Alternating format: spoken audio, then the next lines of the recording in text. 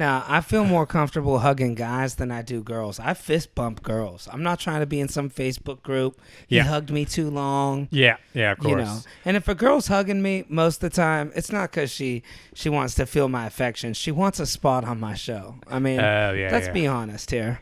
But I mean, just hugging, the feeling of hugging a guy and he's like sweaty, and it's like, oh man. Yeah, I'm not into it. That level of like physical touch it's too intimate. I'm good with this. You dap them up and you put the shoulder in. Yeah. Well, you just one hand on the back a little bit and keep it moving. COVID was the craziest hugs ever because I remember people would be hitting the foot. Yeah. And it's like, do we have to touch each other that much? I guess it's just like a human connection. People just feel the need to go, Well, in the hood community, you got to feel love somehow, and you don't get it from your family, so you go to the streets, and your boy, he's going to give you dap him up. Yo, yeah. You bring it in tight. Yeah. I don't want guys touching the back of my neck when they hug me, especially if they're taller than me. Yeah. I'm like, dude, this, I feel a little insecure right now. You ever seen some guys who like really freak out though? What, when you hug them? When people some guys have a thing that's like, there's something about Mary where it's like, I hate when people touch my ear. Oh, yeah. And they have like some weird thing that just makes them like go nuts. I'm glad I don't have that at least.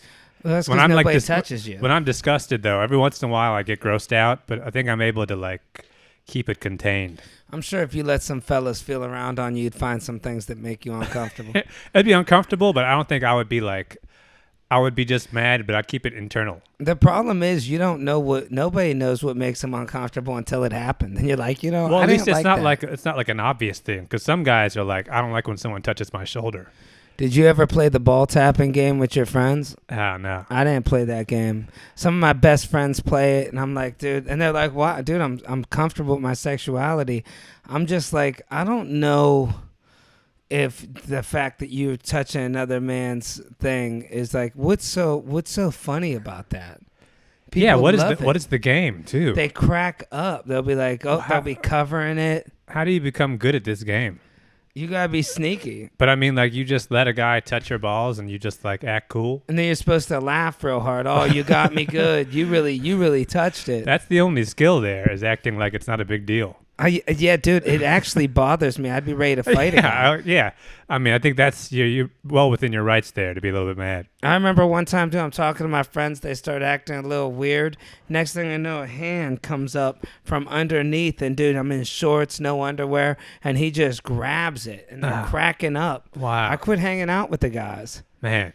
Yeah, I'm like, dude, what are you guys doing, man? Yeah, I've seen that before. Some guys where it's like they like poke on like your asshole. This like right. Yeah. Dude, we had this one prank we did to my cousin actually that got locked up. My cousin Frankie, he slept over one night, dude, and we would put a hot dog in the microwave. And we put some mayonnaise on the tip of it or something. I don't think it was you know what it was? I don't know if you remember them toaster strudels. Yep. Where they had the thing that you put on. Like a packet of frosting. we had some of that. And then we put it on the tip of the warm hot dog. And when he was sleeping, we acted like we were rubbing it all on his mouth. And this was way back, dude. We were young, like 13 or 12. This was before it was gay. I was probably 11, yeah. And it was the first time he spent the night over my house. And we only did it because he kept telling us, yo, I don't play that gay shit, man. Wow. And then he fell asleep, dude. We rubbed the hot dog on his mouth. Dude, he freaked. He like laughs at first, right? At the very beginning, his dance set in. And then he's like, yo, man, you guys are gay. And then we told him it was a hot dog. And then that's when he freaked out. Wow. I guess he didn't like pork. He was like, dude, it's my religion. You've gone too far. Now you've gone too far. Yeah. I don't fuck with pork like that. Wow. Yeah. It's haram. 3 years later, he went to prison. You know what his mom used to do? She'd send him on rides, and he would go steal cars. He'd pull up. Yo, what do you think of my new whip? Dude, we'd be like 14. I'd be like, Frank, how'd you get this? Wow. And he'd be like, I stole it. Like, people think it's hard to steal cars, dude. He would show us. All you need to steal a car, basically, is a screwdriver. Yep. A straight tip screwdriver. You pop the ignition off. Maybe at most you hit it with a hammer. Then there's this little piece in there, and then that little piece just starts up the car. Like, it's this little... Like, it's got a design on it, and it fits in the ignition. boom, that's it, dude. You could steal any car. It's not like it's Well, hard. I think you can't steal like a Tesla or something. Oh yeah, something like these that. These are like 90s cars. He stole a BMW. Yeah. Any kind of like 90s like Nissan or something. Yeah, it was like a 98. Anything you just jam in there. That's when my car got stolen.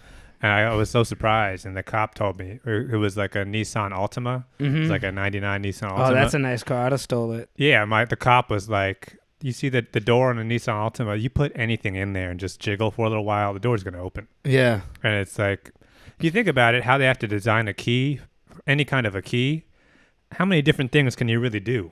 Right. How many different jags can you put into a key? Well, so then they it's got like, the... you know that they didn't build this to be like, totally... It's not like a super high-tech device. They got the... Remember when they had the special keys with the little black circle in them? They had to quit that. Yeah. It was like some sort of a sensor, but they never worked. You always get locked out of your car. Anything you shove in there and you just go like this for a while, it'll turn on. Yeah, just bust the window out. Yeah. If you really want to steal it. Do you think that what you guys pranked your cousin with that hot dog, is that what pushed him into the life of crime? No, I think his mother had a system, man. She'd put her drugs inside a bag and spaghetti sauce, and she'd send them places. And, dude, he got popped, and he took the fall for his mom. Oh, wow. And she was a big-time drug dealer. Wow. So he'd be like, dude, he'd be driving an ounce across town in a stolen car sometimes. Wow. And he'd be like 14 and 15. He'd have fake plates. We'd be out somewhere. He'd just steal somebody's plates because it would match the car. We'd be like, dude, why are you taking his plates? He'd be like, dude, it's a red BMW. Wow. And we couldn't get it. So I just thought in my mind red BMW plates were worth more. I started stealing them. Wow. Just once or twice. I brought the plates back, though. I felt bad. I was hanging with the wrong group of kids. Yeah. It's funny, though. You think that, like, at that age, you were, what, like 14, 15? Nah, I was probably, like, 10 or 11. It was summertime. See, even maybe then, 11. I'd say around 11, 12 to, like, 14. Those are really your most impressionable years. Yeah. So, like, you really could have, like, a couple degrees to the right, and you would have gone into that life, right? I would either went to prison or the military. Yeah. Luckily, I stayed right in the line, but I hung out with people, man. I had bad influences, man. Some of my friends were bad. Yeah. They would steal all the time. Well, I think, like, luckily you were born, that was around before, like, internet. Yeah. Before, like, TikTok, social media stuff. Right. We just had chat rooms. Because I feel like, like, back then, if you got, like, a couple grand or something, you buy a car, like a cheap used car, or, you go around to, like, Outback Steakhouse or something. But now kids who are committing crimes like that, they go from being nothing to doing petty crimes to being like international drug lord. Quick. Yeah. You start doing like big scams. Yeah, dude. I could definitely see once it's really you start hanging with somebody and you see I had one friend I hung out with a lot, and he would walk right out of Walmart with stuff. He would be breaking in people's houses, dude. Yeah. Like that's where you're talking real prison time. It is, but that's also like somewhat small scale. People could go to jail for this shit they're doing on TikTok, I'm sure. But I mean, like, he's not like, I'm going to start cloning credit cards and running up, $30,000. Well, yeah, I don't think anybody'd be smart enough to do that. You know what they would do? They'd steal car parts off the street. They stole the hood off a guy's car one time. Oh, wow. That fiberglass hood. Remember those were worth a lot? Yeah. On the little Honda Civics, the rice burners. I just read this whole thing about the catalytic converters. Oh yeah, there's warnings crazy all the time during the what happened during the pandemic. All those like African countries where they mine like platinum and like rare metals out of the earth, they all shut down their mines. So catalytic converters is like any car that runs on gas needs a catalytic converter. Yeah, because it like kind of, I don't know, the pollution or something. Yeah. So, but the world during the pandemic, they had to keep making cars. But they still every car needs a catalytic converter. So if they don't have that platinum coming in, then, they can't make the car. Yeah. So the price of that platinum went like crazy. Oh. It went from like $20 to like a few hundred. So that the word just got out on the street is that these are worth money. So now all these little like junkyards just became like, junkyard guys just became like millionaires just buying catalytic converters off of crackheads. Here's where it really hurts you, because I know cars. Mechanics, so my buddy parked his car somewhere in a bad neighborhood. He didn't know it was in New York, somewhere in Queens, and they stole his Cadillac converter. He left it there for a week. Yep. They stole it, and he took it to a shop. The tow truck driver, it's Goes, yeah, I know this shop, man. It's a dangerous part of town, man. I'll just tow it to this shop. They'll take care of you. He brings the car there, and anyways, they charged him $3,800 to put on a new Cadillac converter. And it's not that hard. The part itself is probably maybe $400 or $500. Yeah, I'm guessing. All that they did was weld it on. My sister's a welder. She could do that in an hour. Wow. It cost her nothing. They just basically made like $3,400 for 10 minutes worth of work. Wow. Because he doesn't know. Man, those people are such, man, they can get away with anything. Can you imagine? Yeah. Well, it's like the thing is this car is worthless without it. Yeah. So it's like, how bad do you want your car? Yeah. Honestly, I think you could still drive your car. I don't know if it would hurt your motor that bad. It's an emissions thing. Yeah, yeah.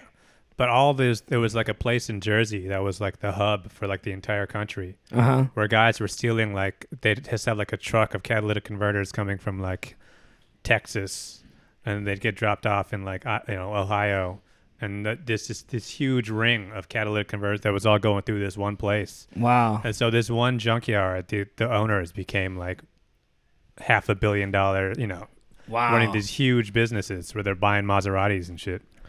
Yeah, and it's the kind of thing where it's like the crime itself. That's why that kind of crime is like anything else, almost just like podcasting, where it's like if you get in early enough and nobody knows what's going on, you're the only guy that's making money from it. Yeah. And it's compared to like, smuggling coke or something. Because if a cop sees you driving down the street with just a truck full of just these metal parts, they don't know to stop you. Right. So nobody knew what the scam was. So for that short while, it's like they were basically just printing money. It's like the car stereo scam. When car stereos got real big, my buddies would be hitting them. Now they're so cheap. Walmart, you can buy one for like $60. Yeah. But back in the day, dude, a good car stereo was $300, $400, $500. Yeah. And my shit got stolen. Dude, my friends would go out and take 30 of them in a night. It takes 2 minutes. Yeah. And, dude, they would just be, they'd sell them. A dude traded me one time. I bought him a Jamocha shake. I was joking. He's like, yo, can you buy me a Jamocha shake? I'll pay you when I sell this stereo, the Wendy's Jamocha shake. And I was like, nah. I said, dude, give me the stereo. I'll buy you one. Dude, it was like a $4 shake. He gave me this nice TV deck.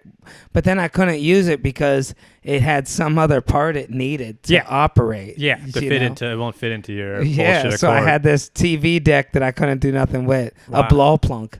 The blow plunks were like number one. People would be like, you got a blow plunk? Wow.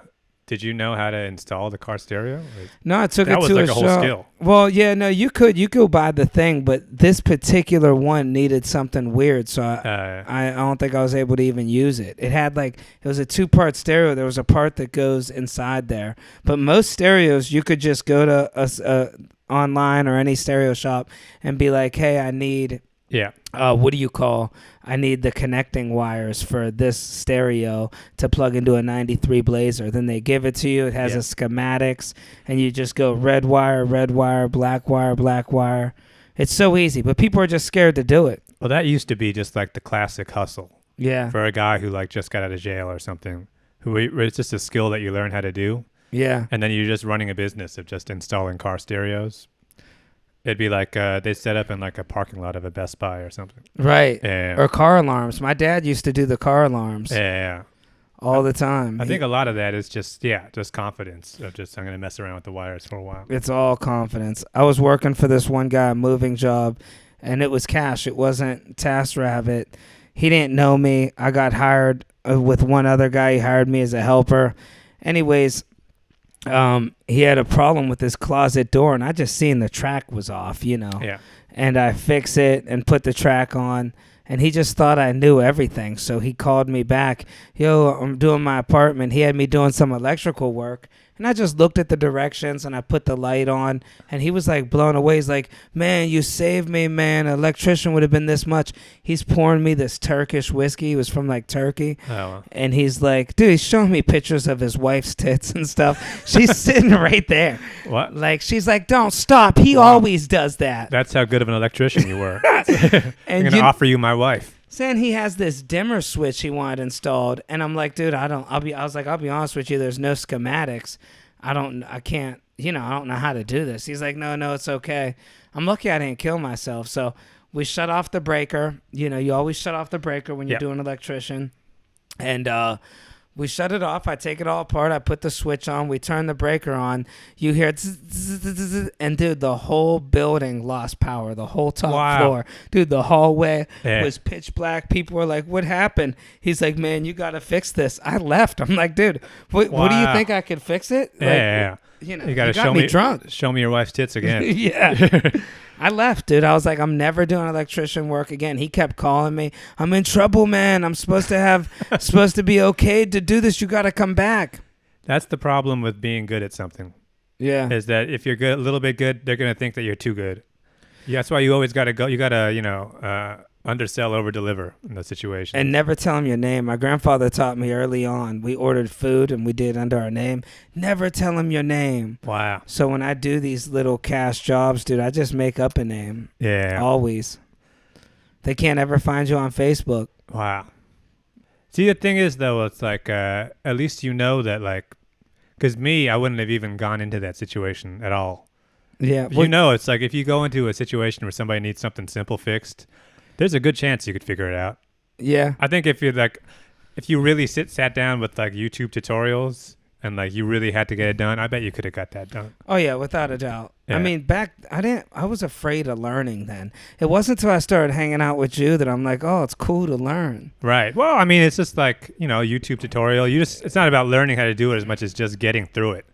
You know what's crazy? You get through it once, then you can figure it out. I watched you learn stuff. You just pull up your phone and you'd learn something in 3 minutes. Right. And I remember just being like, I probably could have learned that too, but I'd rather just watch you. Dan will do it. Yeah. I didn't want to do the electrician work. I just had no money at all. But I mean, like it's like I remember when you started doing all that like TV mounting stuff. Yeah. And you were like, it's a pain in the ass to do, and it doesn't pay that much. But it's like once you figure out a skill like that, you can just always do it. That saved me. So you'll never be broke. Where it's like someone's always going to need a TV mounted in the city. You were right when you said learn the skill. Remember, I didn't want to buy a drill. It was like $100 exactly. investment. That pays itself off in like 2 jobs. So yeah, and I bought it in Queens. It was a stolen drill. Every time I walked into Home Depot to get like brackets, it would be beeping, beep, beep, beep, beep, beep, beep. Yeah. Wow.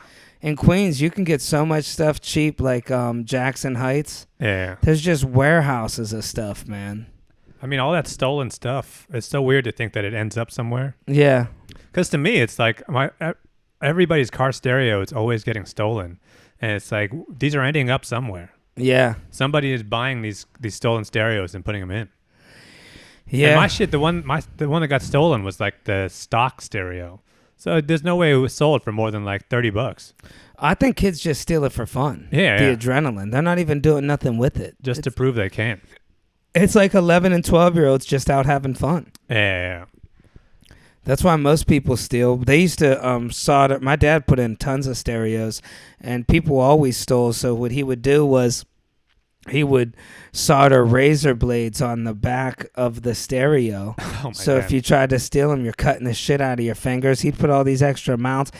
Like my father's one of those guys can just like fix anything. Yeah. And extra fix it. Like it'll never break again. Wow. Like he put a stereo in, nobody could steal it, man. I'm telling you. I've never had my car stereo never got stolen. Wow. Did you have like that little plate thing? You know what he had? Take off the front plate?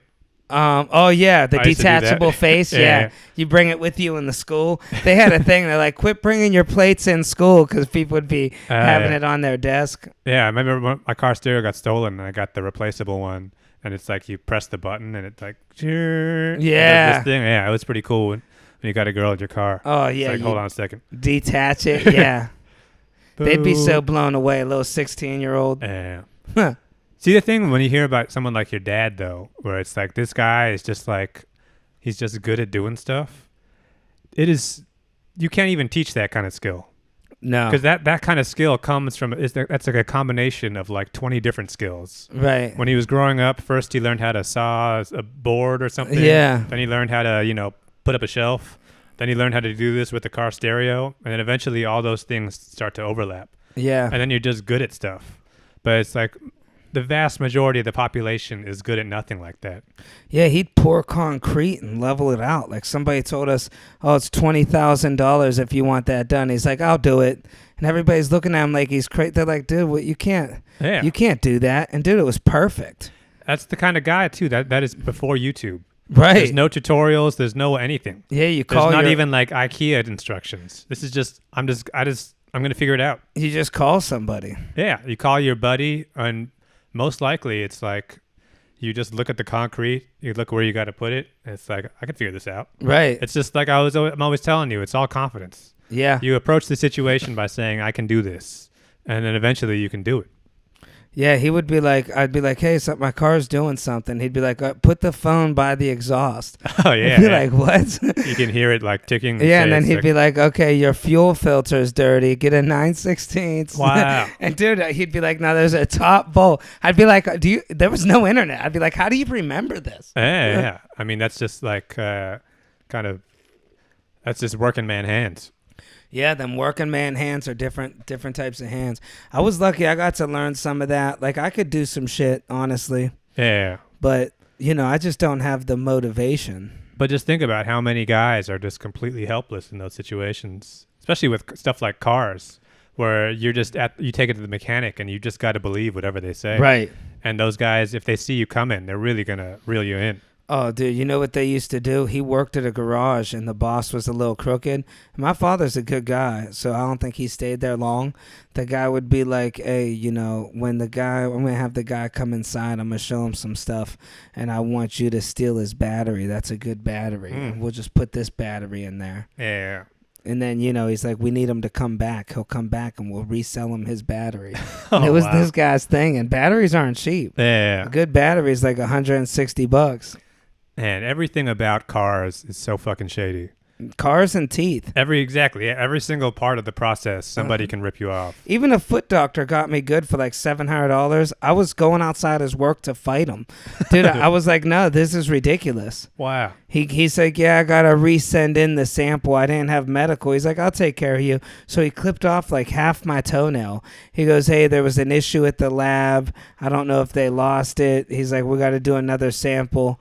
And then I'm like, all right. So he wanted to recharge me. Dude, I'm like $900 in at this point, and they didn't even fix the problem. I get Medicaid. Yeah. I go in, Indian doctor looks at it. It's this medicine, gives it to me. Problem was 90% gone, but you can only take the medicine for 3 months because it's hard on your liver. Shit's coming back. It's been 10 years. But why couldn't that foot doctor, that was a foot specialist. This is just a doctor. Wow. At medical. I went to a foot specialist. He's trying to send it to a lab. He just wanted to grease me He saw up. you coming. Saw me coming. He's like, how long can I keep this guy around? Yep. Yep. He doesn't want to fix your thing. But everything with cars, too. It's not even like it's one guy. Where it's like you get your stereo fixed here, you get the engine fixed here, then it's like you need tires. Right. And so you just end up in some other place. Just in a tire yard, and it's some dirty-ass kid who just gets to run you up for whatever There's never a price on the wall that says what things cost. If you ever go to a tire shop, I'll tell you what to avoid. When you see somebody with the fake diamond chain, it looks like it costs $4 million, and they're driving like a little pink Pontiac Grand Prix faded red. Okay, this guy's going to scam me. The big cubic zirconia. Yeah. The fade, the white guy with the fade. Yep. It's like, all right, dude, come. How much are you hitting me for? Yep. Anytime you see somebody where their job is them getting dirty, like physically dirty, but they're still fucking rich, that's a bad guy right there. Yeah. That guy has ripped off a bunch of people. Tire shops, dude, you know what they do there? Dude, no matter what, you need new tires. You need a balance. You got to rotate it. They start pointing at like the creases in the tire. So you see that? Yeah. Yeah, if it starts raining, you're going to die. Yeah, you know what I did one time? I got smart because I used to work at a car dealership. I took white chalk and I marked all my tires.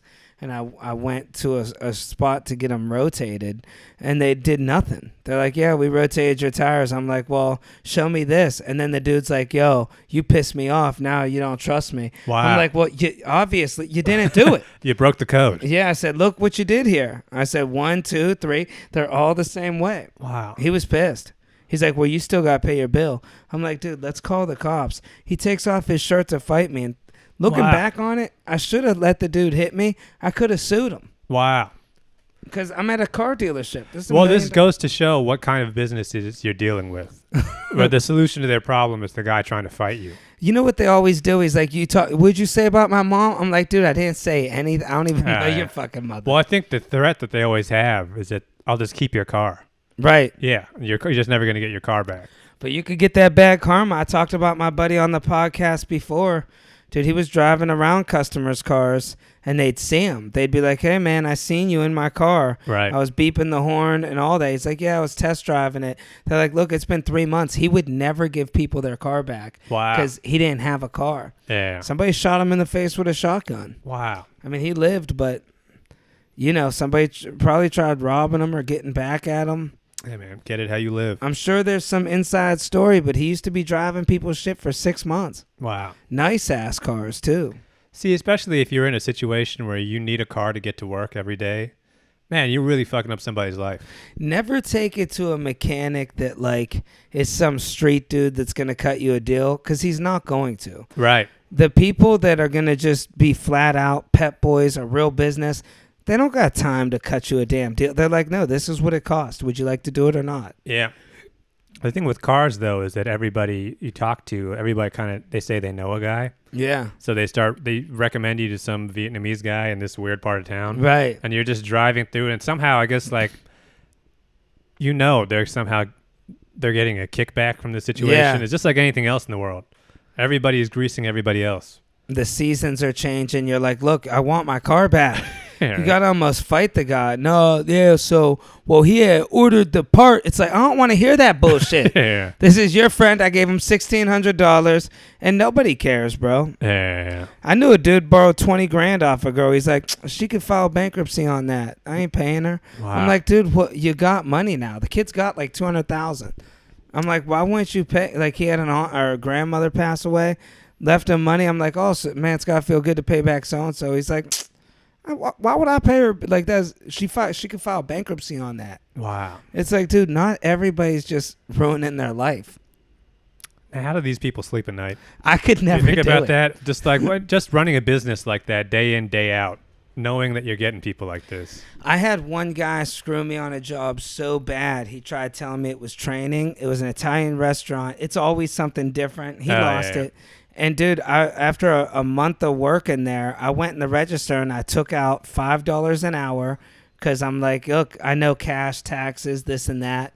And, dude, I worked a ton of hours at that place. Yeah. And he called the police, and I was straight honest with the cop. I said, hey, man, I worked there for a month. He never paid me. And he had no record of him paying me, but he did have record of me clocking in and out. Right. So it was cool. It was this whole I thought I'd have to get a lawyer. Wow. And the cop was just like, yeah, you got to pay your workers. And wow. He's like, don't bother us with this bullshit. You know?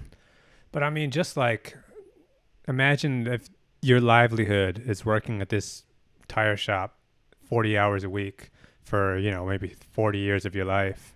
Just knowing that your daily existence is screwing people over.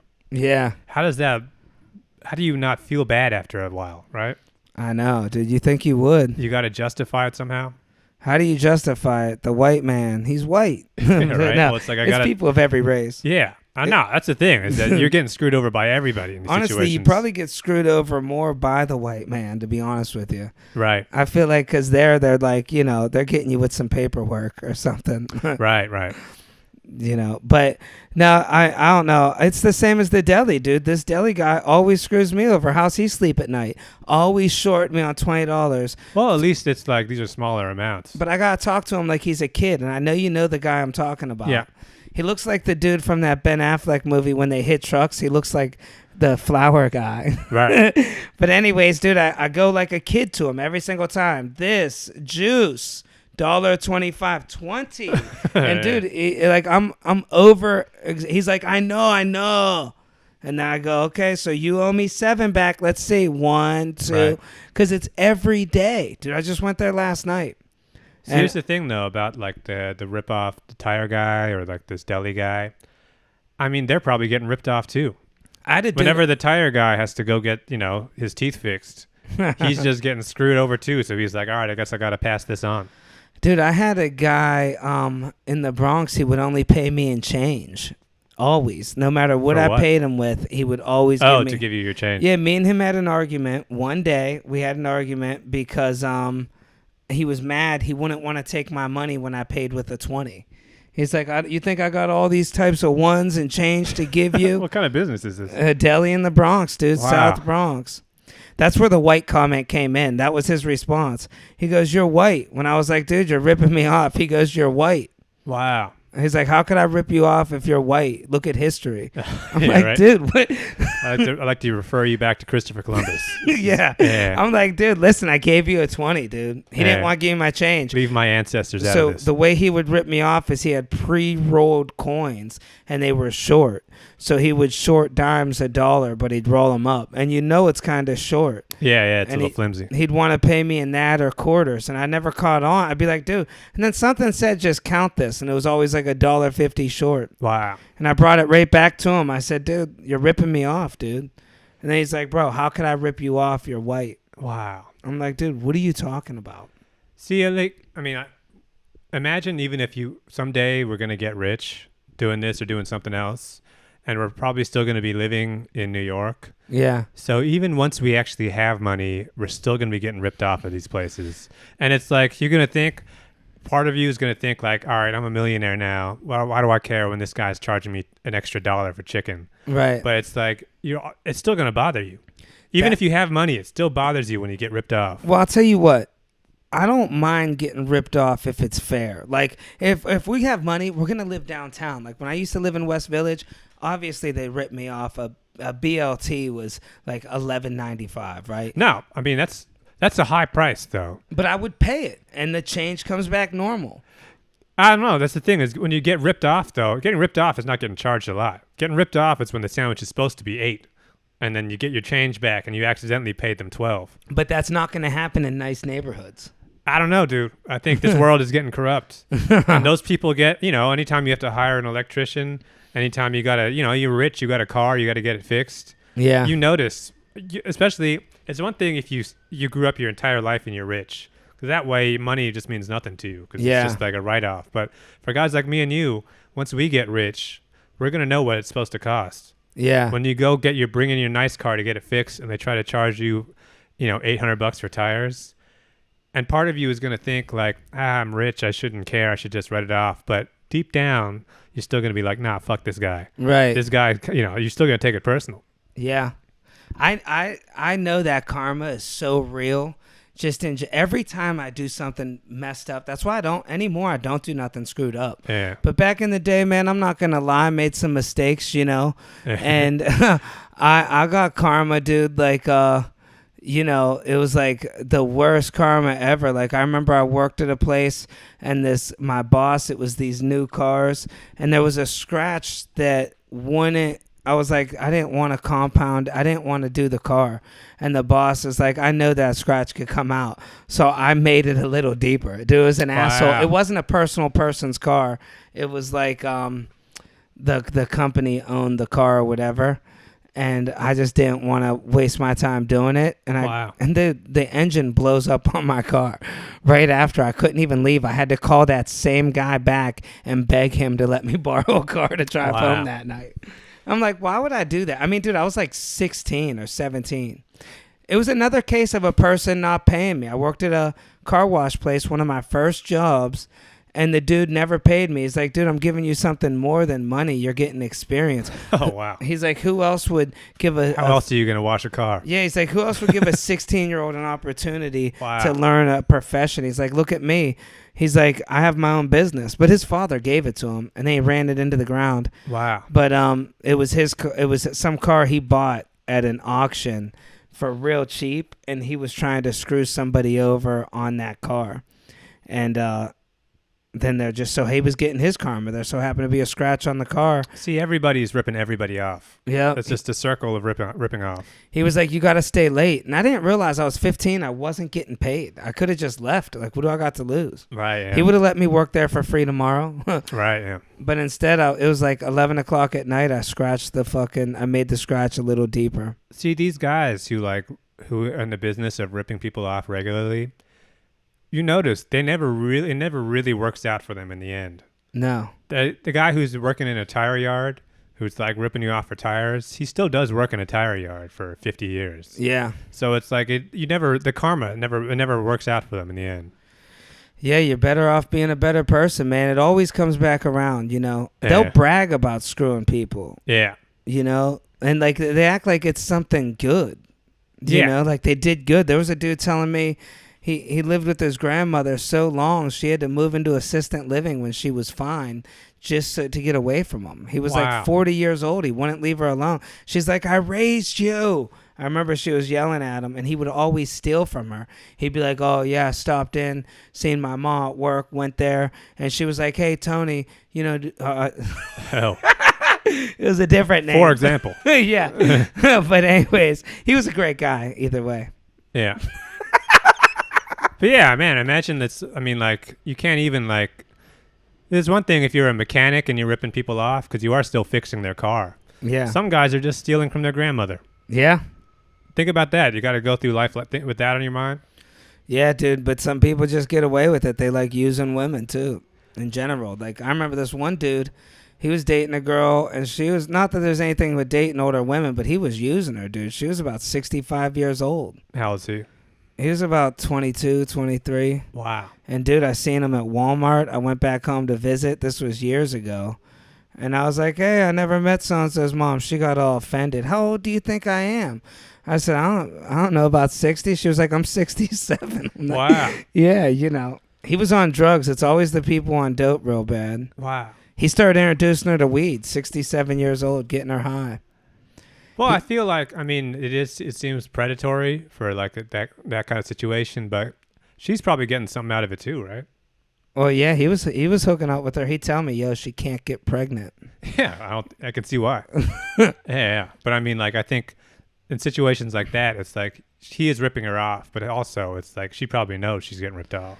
Oh, yeah. I mean, he was driving her Buick everywhere and stuff. Nice Buick, little Buick LeSabre, like a 92. Old people always keep their cars. Oh, dude, this thing was showroom. Crisp, yeah.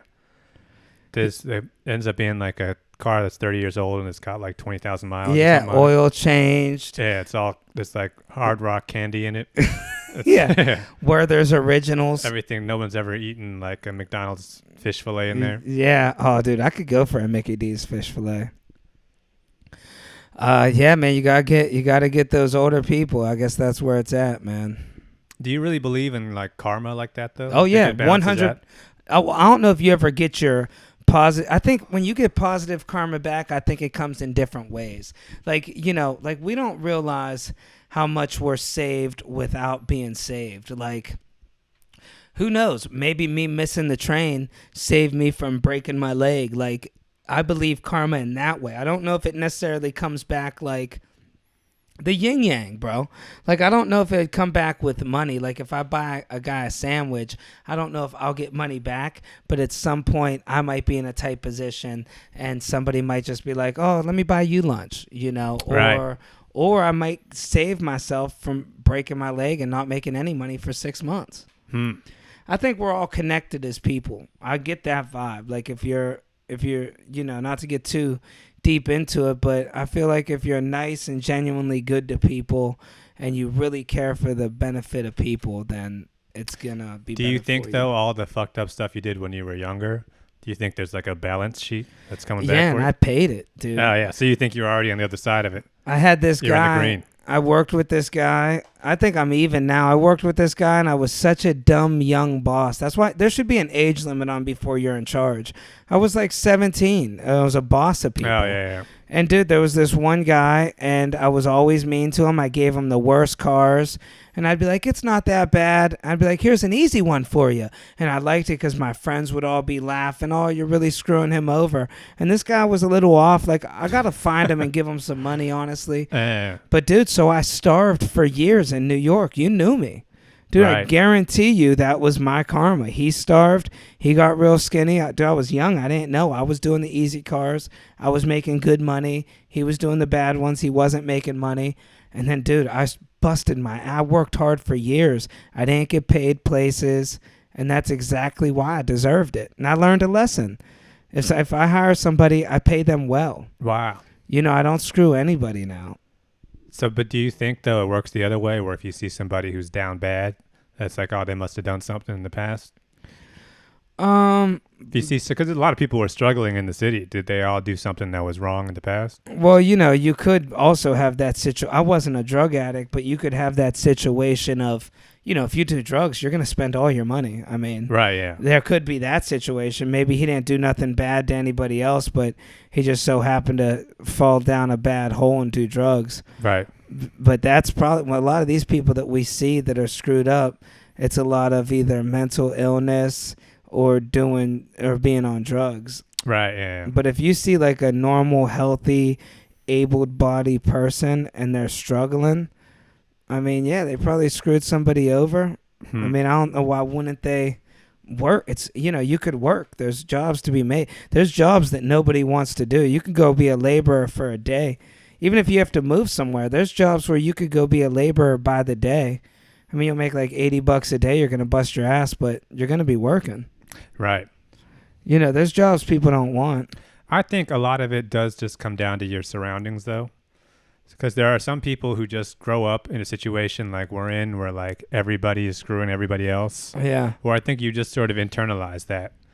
Yeah. Where it's like, this is just how it's done. Street shit. Well, it's like you cut in line when you can cut in line. I hate that. You bribe people when you can bribe people. And then when you realize you can get over on somebody, you do it. When I see somebody cut a line, I'm like, oh, that person's a bad reflection of his mother or that girl, Start getting too deep. And you see it all the time. I don't cut lines. Did you see it all the time? I don't wait in lines, man. Yeah. Hell, you think this is?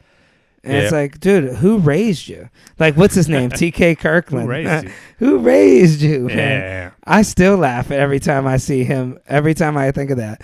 But yeah, dude, it's like that's shitty. That's just all around shitty. But I think people grow up in a situation where resources are always limited. Especially if you cut the lines. So you get your bad karma. Well, there's that, and there's always just like, look, I could pay full price for this thing, or I could give this person like an actual good deal, but it's like that just means I got to make another sacrifice over here. Right. So you end up justifying it that way. Whereas people who grow up, rich, of means, they don't have to count every fucking dollar like that. Yeah. And they don't have to think about like, how is this person, they don't constantly doing that calculation in their head of like, am I getting screwed over right now? Is this guy getting over on me? It's definitely who you're around 100%. Yeah. Like, that's a huge thing. Like, that's why I try to be, even like, dude, us with this, it's better to be a positive influence. Yeah. Even if you have a little cousin or something, I want to be a good influence on them. Yeah. But yeah, it's the 5 people you're around. Some people are around such bad influence people. I mean, I just think further than even the people you're around, there's got to be something true about the yin and yang. Because most importantly, like, isn't that an Asian thing? They were around since like the beginning of time. That's the oldest culture. Yeah. If it's Asian, chances are it's right, except for if it's like boba tea. Yeah. Or like, I don't know what other things, but that boba tea, I don't think that's too good for you. Yeah. But the yin yang, that's got to be true. It's a balance. Yeah. Do you know some secret like Japanese stuff? I don't know. Maybe I do. That all depends. Do they have yin and yang in Japan? Yeah. I mean, that's like a classic Asian culture balance. So that's all. It's all under the same. It's in blanket. the universe. Yeah. But I mean, even that's not like some esoteric concept. That's just the idea of the universe finding a way to balance itself out. Just like you were saying, karma. Is there a Japanese Jesus? Like, is there like a Japanese Jesus or no? No. I mean, you guys just have regular Jesus. It's like a Buddhist thing, Buddha. Oh, okay. Yeah, but there's no Japanese. I think there's only one Jesus. But there's no Christianity in Japan. The little bit, but very little. It's more Buddhism. Yeah. And that's the yin yang, Buddhism, right? Shintoism. I think so, yeah. And like the Tao. But I don't know. I never really I don't buy into karma as being a direct thing like that in terms of like giving good and getting good back. Yeah. I think a lot of it just comes down to you understanding that you're hurting somebody else when you're like screwing somebody else over, especially in like a business situation. Yeah. Where it's like you think you're getting over because you're making an extra $40, but it's like you are hurting this person. And then this person's going to turn around and screw somebody else at some point. But then the people that screw people are the ones that end up on top. Like my old landlord screwed everybody, screwed all of us, dude. Had a gas leak. His whole thing was West Village apartment is he didn't want to fix the gas leak because he was hoping it would kill the rent stabilized people, and it worked. Like 3 people died in that apartment. Really? Oh yeah, there was a major gas leak, and I was telling him, dude, This was before you moved in. No, I was living there. This was the whole argument that we had there. Wait, so people were actually dying? Yeah, the person across the hallway, upstairs. And you were trying to stay? Yeah, that's the bad dude. It's $1,500 a month. Wow. West Village. Man. But I had to have to keep my windows open in the winter because the gas was so strong. Wow. I would have fans on. He's like, yeah, you could smell it in the apartment. Yeah, he's like, it's the restaurant. And then, remember the people came to fix it. They were like, and it was just regular guys. It wasn't no city people. It was just some regular dude. And then my friend actually is a building inspector in New York. And I called him. I was like, bro, check this out. And he's like, you could sue them and stay here. But he's like, it's not good for your health. That's right when I hit you up. Yeah, you are going to stay. Yeah.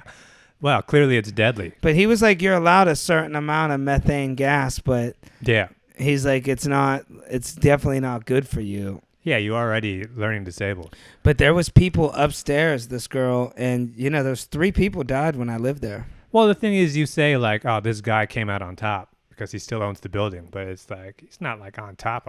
Yeah. I was like, dude, you're never going to get somebody to pay $3,800. He's like, I already did. Yeah. No, you could. I think you are. Yeah, That's not the question. Dude, he's got 3 people living in my old apartment. Really? Yep. It's a daughter and her mother and her mother's boyfriend. Wow. All living in that little apartment. The place is tiny. $3,800 a month. With a gas leak still. Jesus Christ. Yep. Man. They should shut them down. Should I give the address? I'm sure they'll figure it out. Yeah. Wow. McDougal Street. All those buildings got gas leaks, and they're all owned by the same guy. Wow. Yeah, he's like, dude, these people get this rent stabilized. It's screwing me over. See, what happened with that guy is when he was like a teenager, he went into a deli and he ordered a ham sandwich, and then it was supposed to be $4. They charged him $6.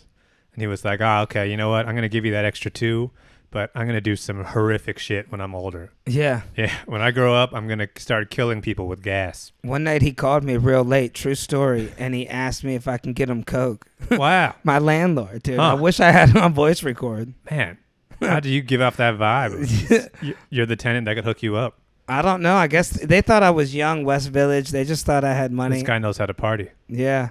Maybe I do give off that vibe. I don't know. Wow. I don't do this shit. It will kill you. Yeah. Did you see that video that's trending on TikTok? They're like, this is how much Coke it takes to kill you. I didn't realize you could do that much Coke before you die. And then I think cocaine itself isn't bad for you. It's just all the other shit that gets added to it. He shows you. He's like, this is how much rat poison you could eat. And it's like, you could actually eat a decent amount of rat poison. Then he's like, this is how much prescription pills you could eat that'll kill you. This is how much heroin. It keeps getting smaller. He's like, this is how much fentanyl. Zoom up the camera. It's just like, dude, the sprinkles. You couldn't even see. It looked like a piece of dandruff. Dude. Yeah. And that could kill you, bro. Oh, yeah. Think about how crazy. One drug dealer. I think some of that stuff is a little exaggerated. Yeah? Yeah. Because there are people doing fentanyl who are not dying. Yeah, I guess. There's a lot of people who are doing fentanyl who aren't dying. But I mean, like, it is that is what kills you in cocaine. And you never, when you're buying drugs, that level of drugs, you don't know where you're buying it from.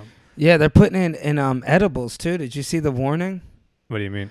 Oh yeah, dude. I seen a warning where there's putting fentanyl in edibles, weed edibles. Again, that's also, I think, just kind of scare tactics. You think? I tried to write a bit about this, but it's like, imagine you were in a situation where you're selling edibles, and your weed is now legal. Everybody's making money selling weed, and it's like, hey, I got an idea. I'm going to take the most illegal drug of all time, just to do it. And you know what? I'm going to charge the same amount. What the fuck? $5 for a brownie, and it has the craziest drug of all time that's going to send me to the feds. Wow. Why would you possibly take that risk? Dude, you're so smart. There is nothing to gain from that situation. I wish I could look inside your brain. I feel like you, dude. Just logically speaking, it's almost like my dog food joke, where it's like the chicken thing, where it's like fentanyl is more expensive than weed. When they cut cocaine with like arsenic, they're cutting it. Cocaine is very expensive, so let's add a little bit of baking soda and baby powder in it. Damn, you've done this before. That shit is cheap. Well, you take laxative and you put the cheap stuff in because you're adding it to the expensive stuff. But Yeah. you don't add expensive stuff to the cheap stuff because then Right. you're losing money. Yeah. So it's like if you have fentanyl, you would not put it in weed. You would put it in heroin or Coke. Yeah. Or smack. Oxy or something. Yeah. Yeah, dude. But that is, that's perfectly logical and smart. I was worried. I'm like, I'm never doing an edible ever again now. But you're right. I mean, Who I would think do a lot of that stuff it's like the Delta 8 stuff where it is gets sprayed with who knows what. Yeah. And I don't totally trust it because they're not really like reputable people. But no, I would never think that anyone's gonna. There's the same odds of you getting fentanyl in weed as there is you getting fentanyl in like coffee. Dude, I was talking to a dealer one time, and he passed away too. Somebody shot him, man, on Mother's Day too. Sad to say. And he was about to marry my cousin, but he was like, he would tell me that he would crush up Corona bottles, I think, or maybe somebody he used to know that he first started would do this. And he's like, they're beer bottles. They'd crush them up in little pieces and put that in the weed, the Coke, all that. So people would be snorting busted glass. Yeah, I've heard of that before. Dude, that's insane. Once again, I don't think you put that in weed, but yeah, you put that in Coke. Yeah. And then it just fucks people up. That's just wild. Yeah. Yeah, I guess why would you put it in weed? Make me look at crystal or like? I don't know. People told me they sprayed their weed with Raid before. Dude, I've heard that before. Yeah. He was like, bro, that shit'll get you smacked, man. Yeah. And then he was smoking it too. Wow. That's an extra buzz. It's like, dude, you're lacing yourself. Yeah. But it blows me away how you are smart like that, bro. I think you take it for granted. Like, I almost think because of the fentanyl and the weed thing. You should just take advantage of that smartness you got. Like, how fast do you think you could read a page of this book? I don't know, a couple minutes. But it's so funny to use my smarts to buy laced weed. It's like, here we go. This dealer thinks he's gonna get over on me. Watch me take this tainted edible. Yeah, I'll be fine. Yeah, he thinks he's gonna kill me. But just think about, we're talking about karma. How much bad karma is floating around the entire country right now? Yeah. All these people selling pills and shit. You got to be heartless to do that kind of stuff. Now, check this out. Now, this is why karma might be real, dude. What if we are in a simulation and there's somebody up there that sees it all like, you know what? Look what you did. I'm going to make you learn now. Here we go. Type in a little program here. Oh, here comes a problem to make them addicted to drugs? Or anything like, say I screwed somebody over on $5. Maybe they get in their computer, type something in on the game. Now you're playing on level hard. I think what you're talking about is God. That's not like you don't need a simulation. Well, we might be in a simulation. Right, yeah. But I mean, that's not like, maybe. But that could be said about a lot of things. Yeah. But just thinking about in terms of karma, in terms like the way that somebody can do something fucked up and just kind of keep living their life. How many different parts are there in this whole drug system? Of somebody selling to somebody else on the street deals. Yeah. And it's like, there are so many people who have so much bad karma right now. Like, remember the Pulp Fiction movie, Marcelo Wallace's wife? Yeah. I can't have an OD'd bitch at my house, remember? Yeah, that's happening everywhere now. Give her the shot. That shit happens at Walmart now. Dude, I was on a party thing, and dude, a girl, something happened with her, bro. They had to give her that fucking shot, dude. I don't know what drug she did, but that's how fast it happens. Her boyfriend knew something was wrong. He's like, please help my girlfriend. Wow. Dude, she was out. That Narcan or whatever? Yeah, they had to give her that shit. Wow. When you take that shit, it could leave you brain dead. Remember, I was at a bar with that girl. She was like, I got to use the bathroom, and I had to bust that door open. They found those needles in her purse, but when they brought her back, I don't know if it's like if you're brain dead for so long or... Right. But you have like a stroke. I don't think you could just snap back. It's a risk. Like, people think, oh, I'll be all right. I have a Narcan. Like, they're giving people Narcan now. Yeah. Like, it's almost like if you're allergic to bees, you could get that. Yeah. But it's like, it's not like that's just okay. Like, you realize how serious that. I mean, it's better than the alternative, but right. You're liable to fuck yourself up for life, man. I knew people, man, they got too burned out on dope. They're ruined for life. Right. I don't see what drug could be that good. Would you ever need anything more than 2 glasses of good wine? Like, let's be honest. Right. And even that, I could do without it at this point. Right. Yeah, maybe, I don't know. We can say that about them now, but it's like, you don't know what they're, People are going through something. What they're going through. You ever see Oprah's reaction to when she found out Xanax causes dementia? Dude, you gotta watch it. She basically ratted on herself. Type in Oprah finds out Xanax causes dementia. Oh, wow. She couldn't believe it. She was on the Xans? She had to be. She's like, well, wait, what do you mean? There's no real proof. The doctor's like, oh, yeah, no, there's absolutely 100% if people that take Xanax for a period of time will get dementia. It's so funny is that every single drug that exists, at some point, it had some legitimate purpose. Like, yeah, anytime Xanax, when it first came out, and every time a drug first comes out, everybody thinks that, oh, this is the one. This is the one that there's not going to be any downsides to. This is the miracle drug. And then every single time, within like 10 years, they're like, nah, actually, that one's off too.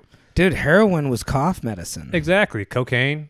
What was cocaine's thing? I didn't know ecstasy and cocaine. Cocaine was like a thing you got from like the pharmacist. Really? Yeah, it was just like you're like depressed, so and you snort it. You just take cocaine and you're up. But you'd have to. They put it in like Coca-Cola.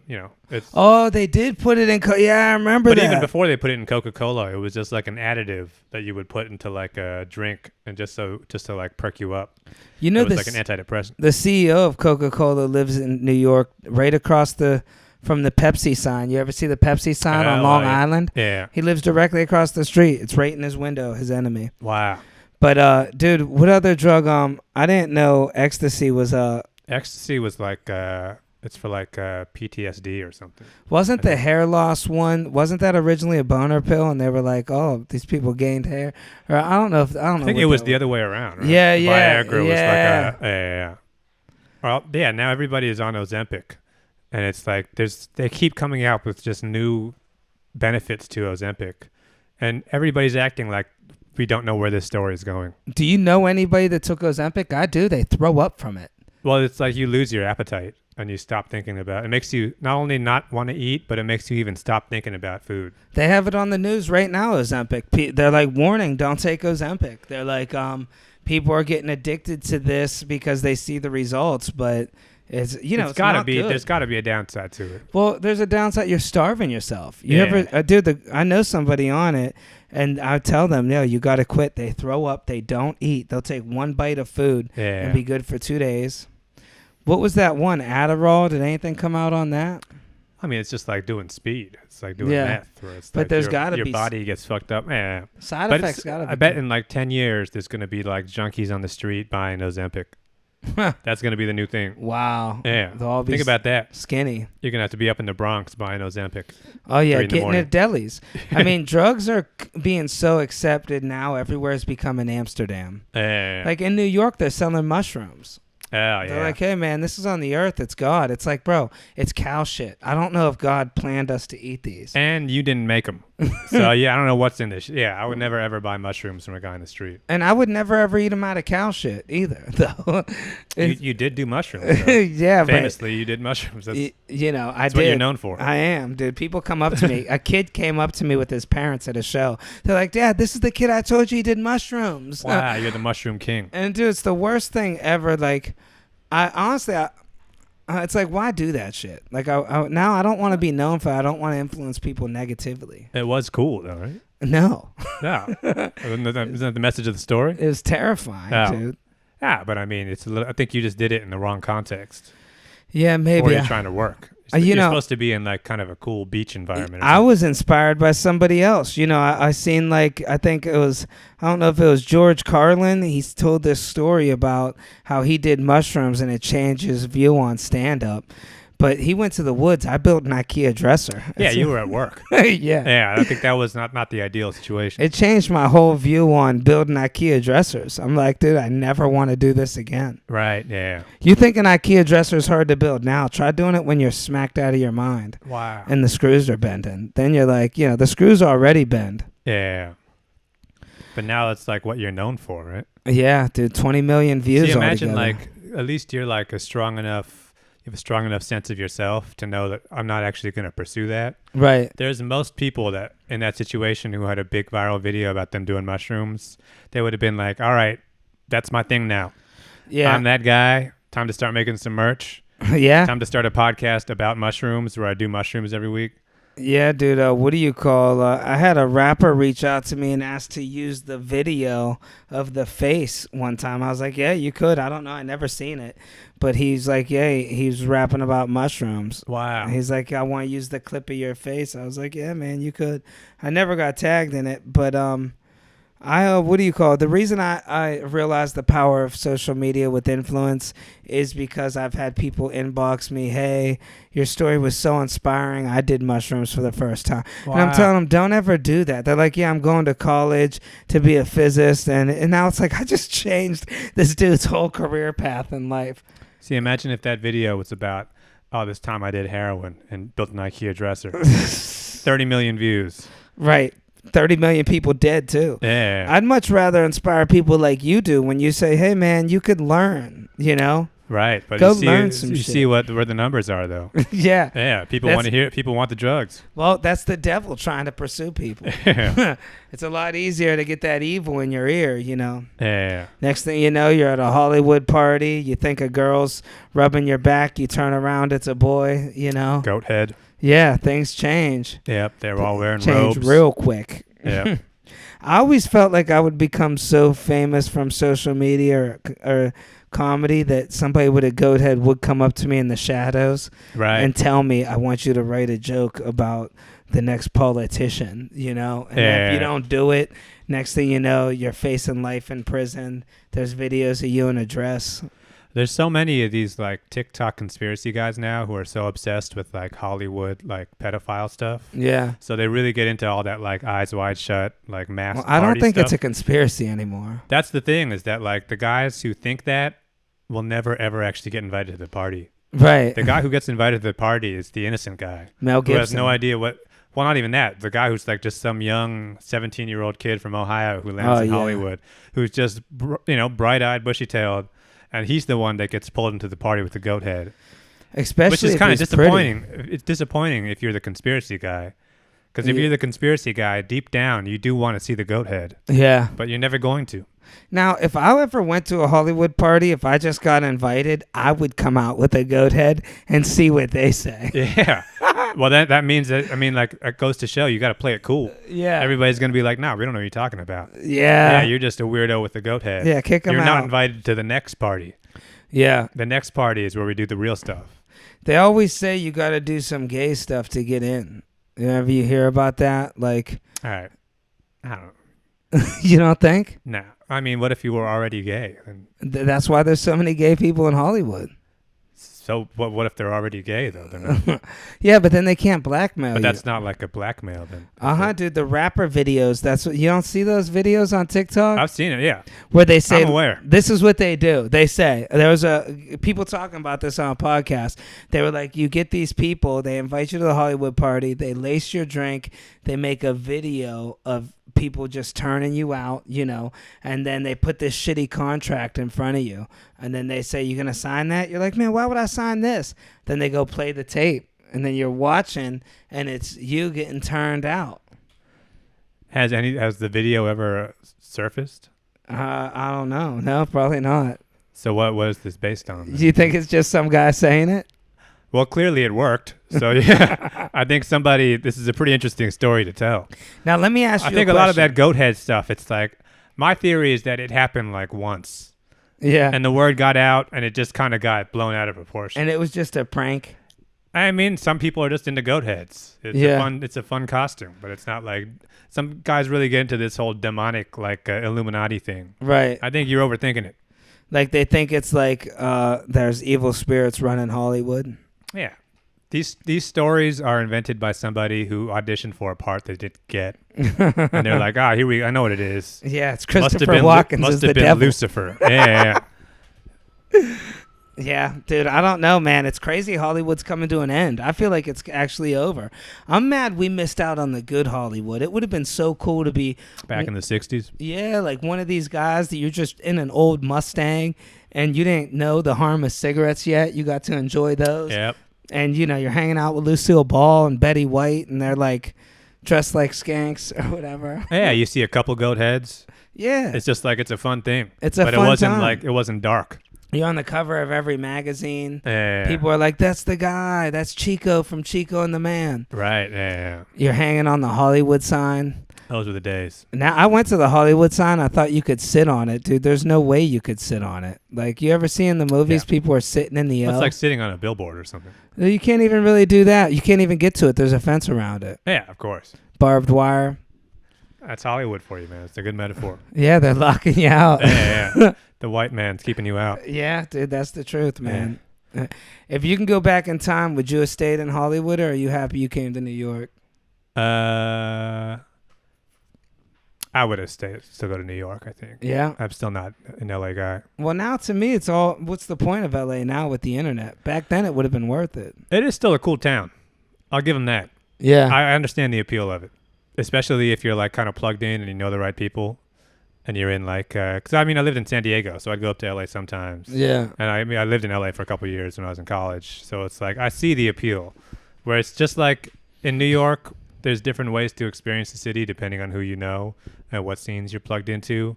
But if there was one city in the entire world where it's like, if you know the right people in LA and you know the right people in New York, LA is better.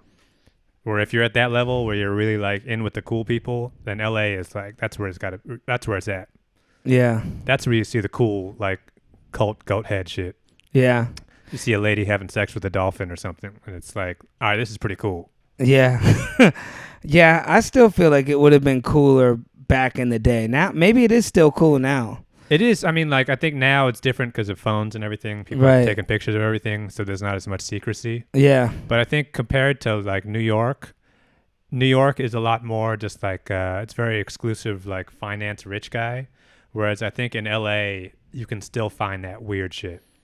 Right. A weird, like, kind of culty, like, you could spiritual probably stuff. You could find it, but I also feel like the people now where it's not as big, they're regular people. You see them on the internet. Back in the day, people were so crazy to see because you never seen it. You just seen them on TV. Like, right. Imagine just hanging with Lucille Ball. It was more glamorous when she was 25 or something. Yeah.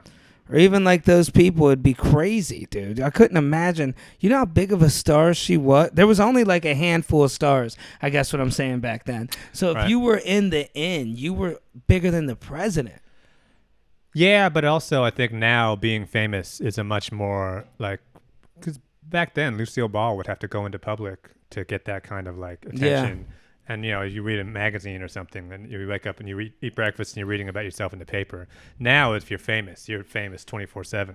Oh, yeah, paparazzi. Where you just pick up your phone. You can't look at anything without seeing yourself being, notifications and stuff. Would you like having paparazzi around? I don't see why people get mad. I'd be into it.